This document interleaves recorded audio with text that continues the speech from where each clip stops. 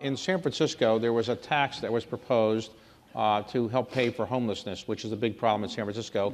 Most CEOs in the tech world said, this is crazy, we're against it. You said you're supporting it, and you lobbied for it, and it actually passed. Why did you get so involved? So we've been working for years to do homeless services and private philanthropy, and some have been very successful where we've been able to move hundreds of families off the streets, but we have 8,000 homeless people on the streets in San Francisco. So I can see we need a lot more money. And so all of a sudden, a group of people who are the top homeless advocates and most brilliant people in homelessness, including the University of California, San Francisco, and scientists, medical doctors, come up with something called Prop C.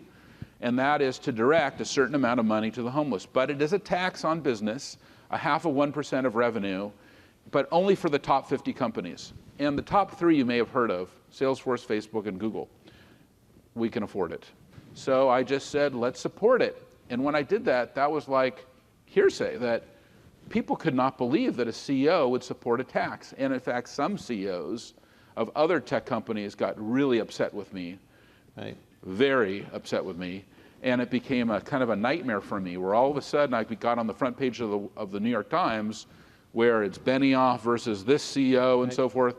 And I'm like, this is a very small amount of money, and we are making billions, like you mentioned, 130 billion. We can take a tiny amount and help clean up our city.